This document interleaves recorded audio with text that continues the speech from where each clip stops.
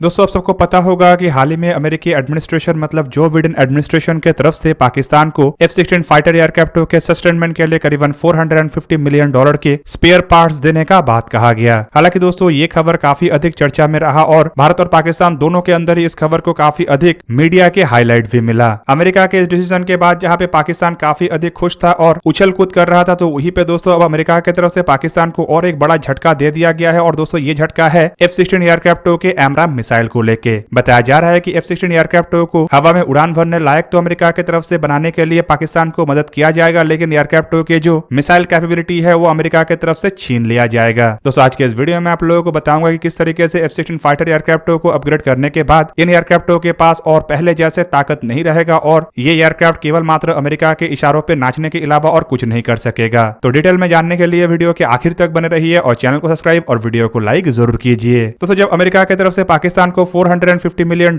की लागत से F-16 फाइटर एयरक्राफ्ट के सस्टेनमेंट प्रोग्राम को बहाल करने का बात कहा गया, जिसमें एक तरीके से F-16 फाइटर एयरक्राफ्ट को फ्लाई वर्दी रखने के लिए अमेरिका की तरफ से स्पेयर पार्ट्स दिया जाएगा, तो दोस्तों इस खबर को लेकर पाकिस्तान के अंदर काफी अधिक उछल कूद हुआ। पाकिस्तान मीडिया एक तरीके से ऐसे उछल कूद करना शुरू कर दिया कि दोस्तों ये जो एयरक्राफ्ट है ये अब F-16 की जगह में F-35 बन जाएगा। हालांकि दोस्तों पाकिस्तान के कई सारे ऐसे एक्सपर्ट भी था जिनका कहना था कि $450 मिलियन के स्पेयर पार्ट्स देके अमेरिका के द्वारा अमेरिका के हितों को ही साधा जाएगा और एक तरीके से पाकिस्तान को अमेरिका के इशारों पे काम करने में मजबूर किया जाएगा। हालांकि दोस्तों खबर तो ये भी है कि अमेरिका असल में इन हथियारों को इसीलिए एयर वर्दी रखना चाहता है ताकि अमेरिका के इशारों पे पाकिस्तान की तरफ से F-16 एयरक्राफ्ट का इस्तेमाल करके अमेरिका के निशाने पे आतंकियों को ठिकाने लगाया जा सके। पर दोस्तों F-16 एयरक्राफ्ट को लेकर अब पाकिस्तान का चिंता और बढ़ने जा रहा है, क्योंकि इन एयरक्राफ्ट के जो beyond visual range air to air capability है उसे भी छीनने का तैयारी अमेरिका के द्वारा किया जा चुका है। रिपोर्ट के मुताबिक F-16 एयरक्राफ्ट के स्पेयर पार्ट्स मिलने के साथ साथ एयरक्राफ्ट हवा में उड़ने लायक तो बन जाएगा, लेकिन पाकिस्तान के इन एयरक्राफ्टों के पास पहले जैसे मिसाइलों के कैपेबिलिटी नहीं रहेगा और ना ही ये लंबे दूरी से टारगेट को निशाना बनाने में और सक्षम होगा। तो असल में ये इसलिए कहा जा रहा है क्योंकि अमेरिकी एडमिनिस्ट्रेशन की तरफ से जहां पे एक तरफ $450 मिलियन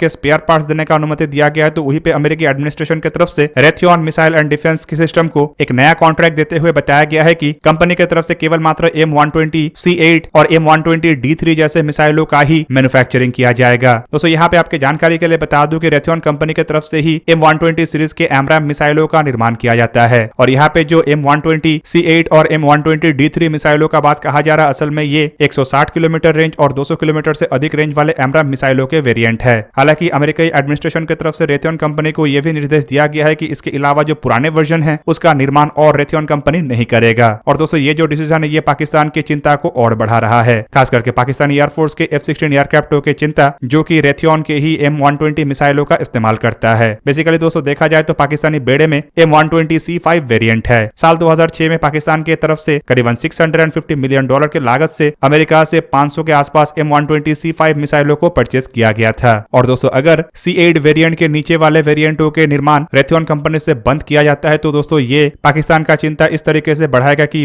C5 मिसाइलों के मेंटेनेंस और पाकिस्तान नहीं कर सकेगा। हालांकि पाकिस्तान को शायद अमेरिका की तरफ से C5 मिसाइलों को अपग्रेड करके C8 मिसाइलों में परिवर्तन करने का भी अनुमति ना दिया जाए, क्योंकि जब $450 मिलियन के स्पेयर पार्ट्स का अनुमति दिया गया था तब अमेरिकी एडमिनिस्ट्रेशन की तरफ से यह साफ कर दिया गया था कि इससे पाकिस्तान के एयरफोर्स के बेड़े को किसी भी तरीके से कोई नए हथियारों से लैस नहीं किया जाएगा और ना ही एयरक्राफ्टों के कैपेबिलिटी में कोई वृद्धि लाया जाएगा, बल्कि ये केवल मात्र एयरक्राफ्टों को एयरवर्दी मतलब हवा में उड़ान भरने लायक बनाने के लिए ही स्पेयर पार्ट्स का सप्लाई है, जिससे कि इन एयरक्राफ्टों का कोई हादसा ना हो और पाकिस्तान इसका इस्तेमाल आतंकी विरोधी ऑपरेशनों में कर सके। हालांकि दोस्तों रिपोर्ट में यही बताया जाता है कि साल 2006 के मिसाइलों के परचेस के बाद पाकिस्तान की तरफ से अमेरिकी एडमिनिस्ट्रेशन के सामने C8 वेरिएंट के मिसाइलों को भी हासिल करने का एक अनुरोध रखा गया था, लेकिन उस अनुरोध को अमेरिका की तरफ से खारिज कर दिया गया था। इवन मिसाइलों के अपग्रेडेशन को भी अमेरिका की तरफ से संपूर्ण रूप से खारिज कर दिया गया था। पर दोस्तों आप लोगों के मन में एक सवाल हो सकता है कि पाकिस्तान के पास तो ऑलरेडी 500 के आसपास M120C5 मिसाइल है, तो किस तरीके से अमेरिका के द्वारा पाकिस्तान के मिसाइल कैपेबिलिटी को छीना जा सकता है। बेसिकली आप लोगों को जान रखना चाहिए कि मिसाइल खाली होना ही काफी नहीं होता है, बल्कि मिसाइलों को इस्तेमाल लायक बनाए रखना भी आवश्यक होता है। ऐसे में जिस तरीके से एयरक्राफ्टों के लिए स्पेयर पार्ट्स का आवश्यकता होता है, वैसे ही समय के साथ मिसाइलों के मेंटेनेंस के लिए भी स्पेयर पार्ट्स का आवश्यकता होता है। हालांकि जो 500 मिसाइल पाकिस्तान के पास है इसका भी एक लाइफ होता है और कुछ समय के बाद इन मिसाइलों का इस्तेमाल बिना मेंटेनेंस का एक तरीके से खतरनाक भी होता है। आपके जानकारी के लिए बता दूं कि अमेरिका की तरफ से जो एमराम श्रेणी के मिसाइलों को निर्माण किया जाता है, बताया जाता है कि इसके जो लाइफ है ये 14 से 15 साल तक होता है और पाकिस्तान के द्वारा अगर साल 2006 में मिसाइलों को परचेस किया गया है और साल 2007 से भी मिसाइलों को डिलीवरी पाकिस्तान को हुआ है, तो इन मिसाइलों का उम्र कम से कम तो 15 साल हो चुका है। मतलब अगर पाकिस्तान के बेड़े के मिसाइल बहुत ही बेहतरीन कंडीशन में है तब भी इन मिसाइलों का लाइफ और 1 से 2 साल ही बचा हुआ होगा, और इस दरमियान अगर मिसाइलों के मेंटेनेंस के लिए पाकिस्तान को किसी भी तरीके का कोई मदद नहीं मिलता है तो सिंपली ये जो मिसाइल है ये नाकाम हो जाएगा या फिर पाकिस्तान के F-16 एयरक्राफ्टों में और इस्तेमाल नहीं हो सकेगा। जबकि दोस्तों दूसरी तरफ पाकिस्तान अपने F-16 एयरक्राफ्टों के बेड़े को M120 सीरीज के अन्य मिसाइलों से लैस कर सकता है, लेकिन इसका प्रयास पाकिस्तान की तरफ से ऑलरेडी चलाया जा चुका है और अमेरिका की तरफ से प्रयास को ठुकरा भी दिया गया है। हालांकि F-16 एयरक्राफ्टों में पाकिस्तान चाहे भी तो अन्य मिसाइलों को नहीं लगा सकता है, क्योंकि मिसाइलों को लगाने के लिए पाकिस्तान को अमेरिका का मदद का आवश्यकता है। सिंपली किसी भी तरीके के मिसाइल को किसी भी एयरक्राफ्टों में लगाया नहीं जा सकता। उसके लिए एयरक्राफ्टों के मिसाइल के साथ साथ एयरक्राफ्टों के जो फायर कंट्रोल रडार है या कंप्यूटर है उसमें सामंजस्य भी होना चाहिए। और F-16 एयरक्राफ्टों में मिसाइल वही देश लगा सकता है जो इन एयरक्राफ्टों के मैन्युफैक्चरिंग करता है या फिर जिन देशों के पास एयरक्राफ्टों के कंप्यूटर कोडिंग है। तो दुनिया में अगर देखा जाए तो अमेरिका के अलावा टर्की एक ऐसा देश है जो F-16 एयरक्राफ्टों में अन्य तरीके के मिसाइलों को इंटीग्रेट करने में सक्षम है। टर्की की तरफ से F-16 एयरक्राफ्टों के लिए कुछ अपने स्वदेशी मिसाइलों का निर्माण किया गया है और रिपोर्ट के मुताबिक पाकिस्तान इन मिसाइलों को टर्की से खरीदना भी चाहता है ताकि अपने F-16 एयरक्राफ्टों के बेड़े में मिसाइलों को लगा सके। हालांकि दोस्तों टर्की की तरफ से डेवलप किया हुआ मिसाइलों को क्लोज कॉम्बैट मिसाइल या फिर कहे तो शॉर्ट रेंज के मिसाइल कहा जाता है, जो M120 C5 मिसाइलों के तो बराबर है ही नहीं। रिपोर्ट के मुताबिक पाकिस्तान के द्वारा टर्की से जिन मिसाइलों को खरीदने का बात कहा गया है उसका रेंज केवल मात्र 60 किलोमीटर तक है, जबकि पाकिस्तान जो M120 C5 मिसाइलों का इस्तेमाल करता है रिपोर्ट के मुताबिक उसका रेंज 110 किलोमीटर है।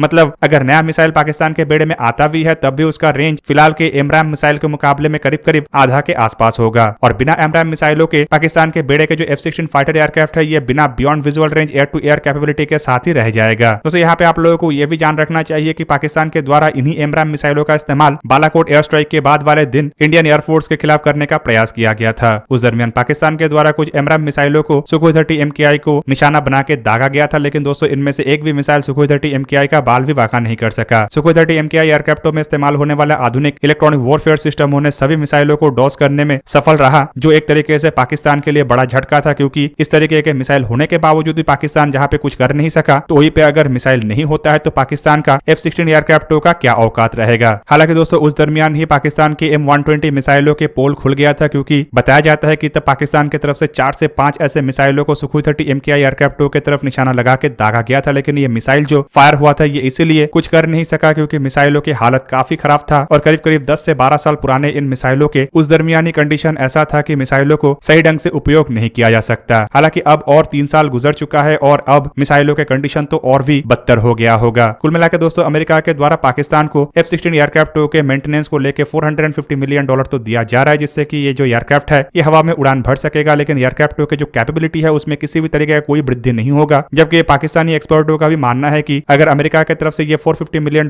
के स्पेयर पार्ट्स नहीं दिया जाता तो पाकिस्तान के जो F-16 एयरक्राफ्ट है ये आने वाले 1 से 2 साल के अंदर संपूर्ण ग्राउंडेड हो जाता। रिपोर्ट के मुताबिक अभी भी पाकिस्तानी बेड़े के F-16 एयरक्राफ्टों के आधा से भी अधिक एयरक्राफ्ट संपूर्ण ग्राउंडेड है, जबकि पाकिस्तानी बेड़े के अगर अन्य एयरक्राफ्टों को देखा जाए तो इनमें मिराज 5, मिराज 3 और F-7 जैसे एयरक्राफ्टों को तो 50 साल पुराने एयरक्राफ्ट के रूप में ही देखा जाता है, जबकि पाकिस्तान के बेड़े के F-16 एयरक्राफ्ट भी कोई नया नवेला एयरक्राफ्ट नहीं बल्कि ये भी करीब करीब 40 साल पुराना एयरक्राफ्ट है। और पाकिस्तानी बेड़े के JF-17 एयरक्राफ्टों को तो जंग फाइटर कहा जाता है, क्योंकि ये जो एयरक्राफ्ट है ये उड़ान भरने के लिए नहीं बल्कि कलर करके जमीन में दौड़ाने के लिए ही पाकिस्तान खरीदा है। JF-17 एयरक्राफ्टों का हालत तो 40 साल पुराने F-16 से भी बदतर है और रिपोर्ट के मुताबिक एयरक्राफ्टों में भी 50% के आसपास एयरक्राफ्ट ग्राउंडेड है। हालांकि दोस्तों इसके अलावा अगर देखा जाए तो JF-17 एयरक्राफ्टों के भी स्पेयर पार्ट्स के सप्लाई में इतना बाधा आ रहा है कि पाकिस्तान इसे भी लेके काफी अधिक मुश्किल में है। हालांकि पाकिस्तान को चाइना की तरफ से और एक जंग फाइटर दिया गया है जिसे J-10 या फिर कहे तो जंग 10 कहा जाता है, और रिपोर्ट के मुताबिक पाकिस्तान के बेड़े में अब तक ऐसे 12 एयरक्राफ्ट शामिल हो चुका है और यही वो ऐसा एयरक्राफ्ट है जो फिलहाल पाकिस्तानी बेड़े में beyond visual range air to air capability भी रखता है और सही तरीके से हवा में उड़ान भी भर सकता है। पर दोस्तों ये भी चाइनीज माल है और कितने दिन तक चलेगा इसका फिलहाल कोई गारंटी नहीं है। तो दोस्तों ये था आज का वीडियो। अगर आपको वीडियो अच्छा लगा तो लाइक कीजिए और मेरे चैनल को सब्सक्राइब कीजिए और साथ में बना हुआ बेल आइकन को भी प्रेस कर दीजिए ताकि आप मेरा वीडियो देख पाए सबसे पहले। जय हिंद।